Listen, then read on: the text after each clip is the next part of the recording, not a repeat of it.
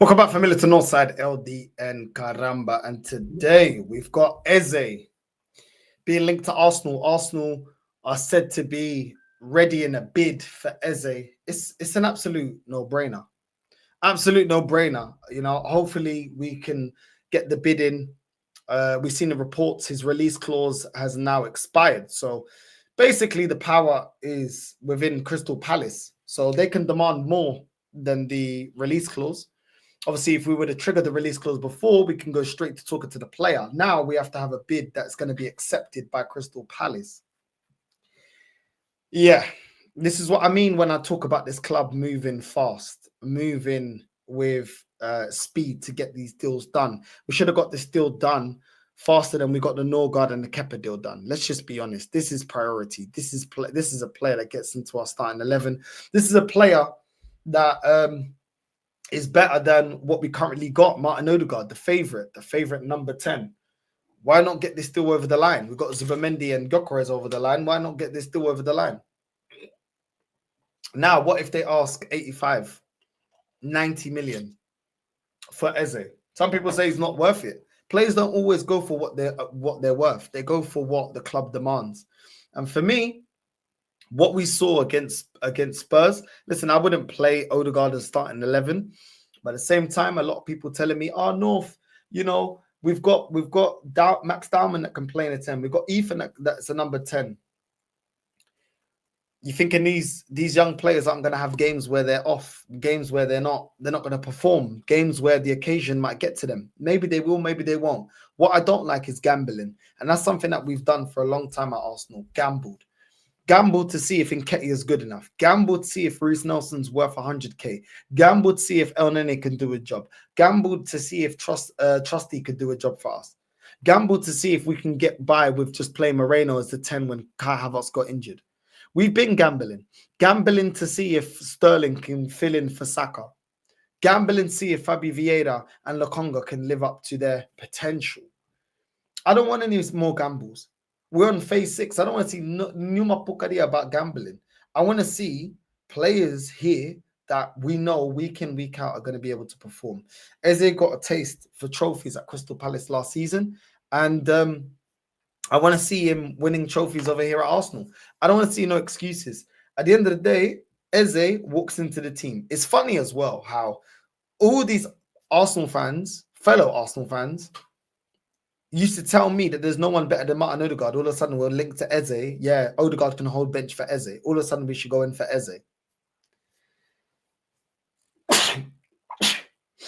Crazy how their narrative around certain players change as soon as they got a new toy. I remember when they used to justify Havertz to me. Now we got Gyökeres. Oh, Glock 9. What happened to Havertz? I thought football's not just about goals. This is the thing. So this is why when Arsenal fans tell me, "Oh, why do you want this player? This player ain't good enough." At the end of the day, as soon as we get another player, they all change their tune. It's the same fan base that told me the way that we play football is pivotal to Zinchenko. The same fans that are now celebrating the fact that we got Skelly on the left-hand side. We're still playing Arteta ball, but all of a sudden now we don't need Zinchenko. They're happy to get rid of Zinchenko. This is why I don't go with what the majority of Arsenal fans are talking about, because these men, will change the narrative as soon as they can. Trust me, they'll change the narrative. All of a sudden, certain players that were pivotal to the project, Jesus, Zinchenko, man like Martinelli, these are all disposable players now. It's disposable players. ESR was supposed to be part of Project Youth. They were happy with him to go to Fulham. That's why you're just better off just saying how you think, and when you get it right, these men don't want to talk in it. That's just the reality about it. I'm just going to keep it real. Epa, não tô aqui para nenhuma porcaria. Eu tô aqui para ser sincero, honesto e dizer o que eu penso. And for me, we have to go in there and get Eze. Like I said, you get Eze. He's a starting number 10. You may rotate Max Dowman as well there. You can start Dowman in the FA Cups, Carabao Cups. You can start Max Dowman there, and you can play Ethan and Saka on the wings and do that, or you can play Dowman on the right, Saka on the left, Eze as a number 10, and then obviously Gyökeres as a striker. That's what I'd like to see, because to be fair, Dowman, he's bringing a lot that Saka's not bringing to the right-hand side in terms of being able to beat your man without constantly doing the same repetitive stuff, which is just cutting inside or having to rely on Odegaard to be able to beat your man. And that's what I want to see, man. Diamond's an absolute baller, and I can't wait to see more from Diamond. But yeah, let's see, man. Let's see. The potential's there, but there's a lot of players that had potential. Yanazai had potential. Bojan had potential. Do you know what I'm saying? There's loads of players that had potential. Did they live up to their potential? No. You know what I'm saying? So let's just, let's just take it one step at a time. I am very impressed by how good Diamond is, but let's take it one step at a time. I don't want Diamond starting week in, week out. Young players, you get inconsistencies. We need to be able to, bed these players in. The manager that this manager learned from, Arteta, the manager he learned from, Pep Guardiola, he didn't just throw Foden into the deep end. But if he's good enough, he's old enough. I'll be real. If he's good enough, he's old enough. I mean, look at Cole Palmer at Chelsea. He's good enough. So, yeah, it is one of those ones where at the end of the day, I don't want to see no Martinelli starting. And I don't want to see no Madueke starting. I don't want to see no Trossard starting. Our best attacking players, most of them are our youngest players. That says a lot about this manager's scouting. let's just be honest about it. Says a lot about this manager's scouting. But when it comes to Eze, apparently Tottenham, Chelsea, Bayern Munich have been linked to the player. Chelsea, you can see they're being linked to Xavi Simons. I think they end up getting him. Bayern Munich, that's a problem going up against them. Their heritage, how many trophies that they win. That's a massive problem. If Chelsea do go in for him, we're in a massive problem as well. And this is why I talk about being proactive. We're a big club until we go up against Chelsea for a player. The last player that we got, the last player that we lost out and Chelsea got, that we were linked with at first, was Mudryk. The last player that we were showing interest, but we didn't end up getting and went by Munich was Elise. So these are clubs that have, been way more successful in recent time, can spend the money that we spend. And this is the thing. The one team that we could probably bully is Tottenham, but even they've been more successful in recent years. Yeah, I'm saying they just won a Europa League. This is why you've got to move fast for these players that are going to be highly sought after. It's one of them ones. Listen, it might all be rumors, but at the end of the day, we're now relying on rumors once again. Instead of getting our business done, we're relying on rumors. It's not what I want to see. It's not what I want to see. Eze should have been done long ago. But we prioritized getting Madueke over getting Eze. Just deep down.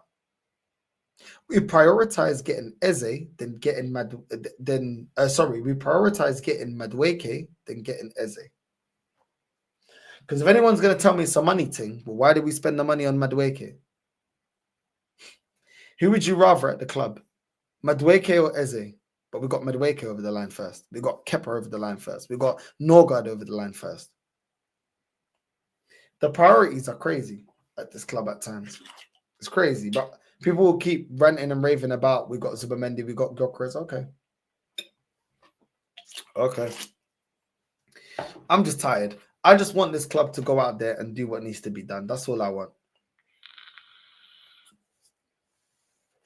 I need this club to go out there and do what needs to be done. And that's getting Eze through the door.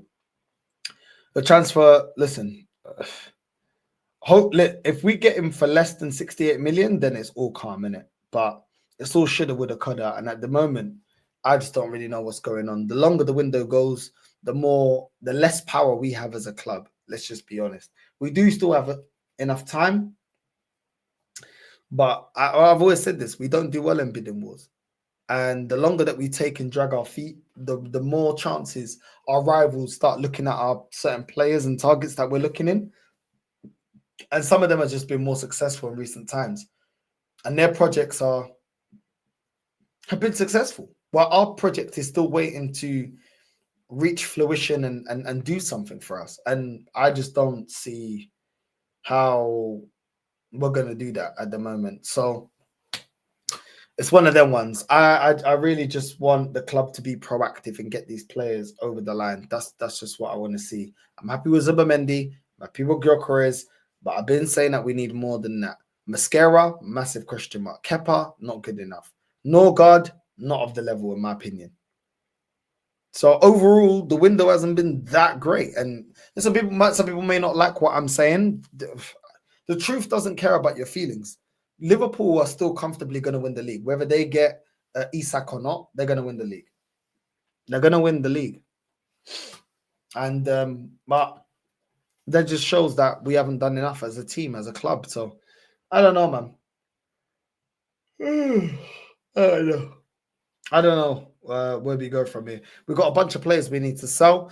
If we need funds for Eze, sell Zinchenko, sell Lokonga, sell Fabi Vieira, sell these players, bro. There's a bunch of players we need to sell. Sell Martinelli, sell these players. Sell these players. I don't want to hear nothing about we ain't got funds. There's plenty of players that we need to sell that are just not good enough. So do what you got to do, Berta. It's time to now sell some players to get players through if you're tight with money. And we'll see how it goes, man. We'll see how it goes. I just want to see this club be successful and get the best players that are possible. And at the moment, I just feel like since the Madueke and Gyökeres deal, it's like we just slow down, wait and see what's going on. I don't get it. And I want to see this manager as well, not only for the players that we bring in, but I want to see this manager actually experiment with the lineup, actually put some trust in the youth. I thought when he first came here, it was a youth project. Yeah, I mean, I don't understand why you're not showing enough faith in the youth. Yeah, you showed it with Skelly because you were forced to. Because really, you wanted to play Calafiori. So show some faith in the youth. I don't want to see Martinelli starting. I want to see these players that got no future at this club starting. Put Saka on the left and yeah, play Ethan on the wing and play Dalman as a number 10. Other than that, I'm tired of seeing the same old lineup, same old football. Double pivot of Rice and Norgard, that don't work. That don't work. Yeah, I'm saying use Zubimendi. Put Zubimendi in as a double pivot. Somebody that can actually control the ball. Somebody that can transition with the ball. We need somebody that's got a bit of creativity. Do you know what I'm saying? And someone that can string a couple of passes together. It's too static with Norgard and Rice in the middle of the park. It's just playing it safe. You know what I mean? It's playing it safe. I don't really get it, but there you go. Make sure you're liking and subscribing, doing all that good stuff. And we're on the road to 20K. Big up to everyone supporting the channel, comments and everything else like that. I appreciate it. I see it. And let's just, yeah, man. Listen, we've got a lot to do if we're going to be serious about winning the title next season. And so, yeah, if you think that I'm being too harsh, what do you think we're going to win this season? And if it's a bunch of cups, that means that we're too short in the Prem. So that's not good enough for me. Like the manager, I said this last season, I wanted him gone already. Last season wasn't good enough. This season, you have to win a major honor just like last season. I don't want this manager here. Anything less, I don't want to hear. So it is what it is. Big up to everyone that's locked in and subscribe. I'm out. Love, love, love, familia. Like and subscribe.